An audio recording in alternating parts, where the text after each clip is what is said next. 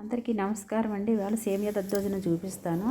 ముందుగా వేడి నీళ్ళు పెట్టుకునండి. స్టవ్ మీద బాగా మరిగాక దాంట్లో సేమియా వేయాలండి. సేమియా వేసి అవి బాగా ఉడకాలి. ఉడికాక మన చన్నీటితోటి ఆ సేమియాని కడగాలి. కడిగాక తర్వాత ఒక కడాయి పెట్టుకునండి. అది దాంట్లో కొద్దిగా ఆవాలు, పల్లీలు, శనగపప్పు, కొద్దిగా మినపప్పు, కొద్దిగా జీలకర్ర వేసండి బాగా దోరగా వేగనివ్వాలి. వేగాక దాంట్లో కొద్ది పచ్చిమిర్చి, కరివేపాకు వేయాలండి. ఈ దద్దోజనం చాలా టేస్టీగా ఉంటుందండి. మనం ఒక పావు కేజీ సేమియాలకి ఒక నలుగురికి క్వాంటిటీ నలుగురు సరిపోద్ది.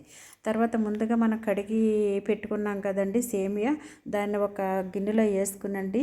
ఒక గుప్పుడు దానిమ్మ గింజలు వేసుకుని మనకి 4 స్పూన్లు గట్టి పెరుగు వేసుకోవాలి. పెరుగు వేసుకుని తిరగమూత దాంట్లో వేయాలి. చల్లారాక వేయాలండి తిరగమూత. వేసాక దాంట్లో కొద్దిగా కొత్తిమీర వేసుకుని మనం సర్వ్ చేసుకోవాలి. ఇది ఎంతో టేస్టీగా ఉంటుంది. మీరు కూడా ఒకసారి ట్రై చేసి చెప్పండి.